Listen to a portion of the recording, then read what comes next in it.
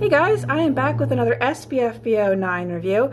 So this one is going to be for the last of the Dai'akan, or the Dai'akan. I really don't know how to pronounce that title.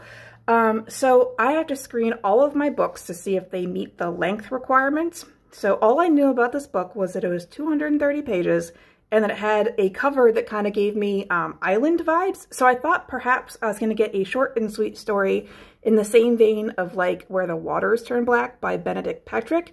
Nope. So this is a condensed epic fantasy. So if you really enjoy that genre, but you're often bogged down by like 500, 600, 700, 800 page like chonkers, you could try this book and see if it works out better for you. It is very fast, it is very short, and it has all of the hallmarks of like epic fantasy, dungeon raiding, kind of orconomics kind of stuff. So the book opens with two people and they're raiding a dungeon and they're coming across minions that are kind of broken and haphazard, and they really should be left there because they don't have any value. But one of these two people is like, you can't just leave them to die alone, that's mean. And so that caught my attention early on. I was like, that's endearing. I have a thing for strays, ferals, rescue animals, things like that. So it resonated with me personally from the very first chapter. So then it goes on very, very fast to different POVs, and I mean just a couple of pages. So this is only 230 pages, and by the first 10%, I believe I was introduced between like 7 and 9 different points of view. In most instances, this would probably make me DNF because it would just be too much too fast and I wouldn't be interested enough in these characters to go back.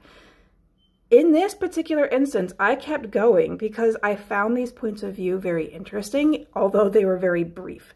So I was like, okay, let me just go through each of these POVs again. Let me see if I'm still interested once we reach them, which took a while because there are so many of them to come. But I did enjoy them as I got to know them more. So we have an empress trying to keep her empire together. We have Gabe, who is trying to build a dungeon to save his sister, like get money for a cure. She's very sick. And then we have this guy who is attached to what might be a god, what might not be a god.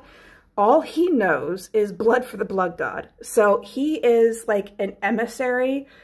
He's living on an island with a very small population, and they are guarded and shielded. Like no one else in the world can find this island because they're like in this bubble created by this god. Now this god, he has like this designated person within the tribe of people for each generation, it sounds like.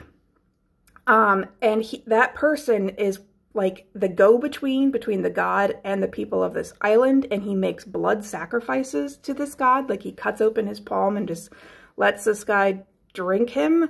And it can go wrong. The guy can drain you dry if you're not strong enough to pull away. So there are very interesting dynamics going on there.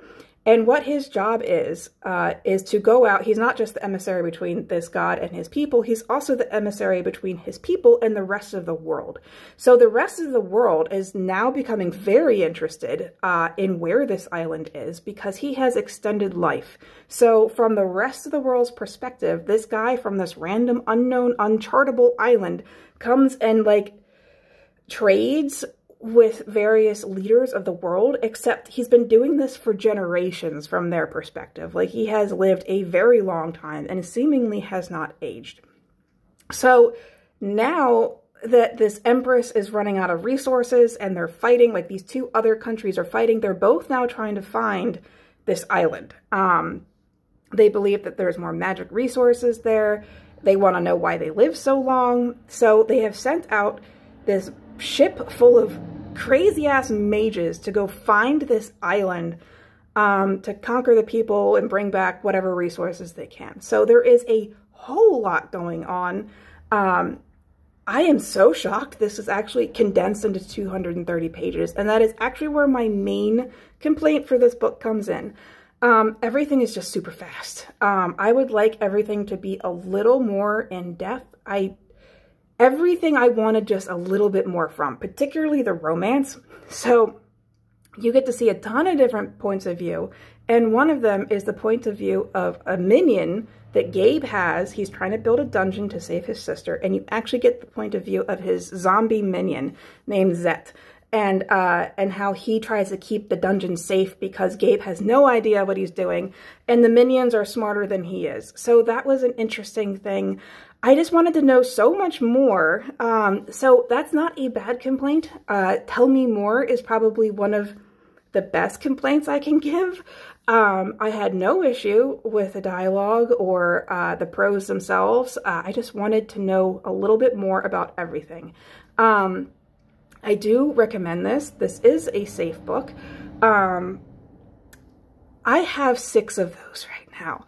I have 6 books that I like basically all about the same because I really enjoy certain aspects of all of these, but all of them I have like 1 or 2 drawbacks that really didn't work for me or that I feel like perhaps wouldn't work for others. And so they are all about the same score.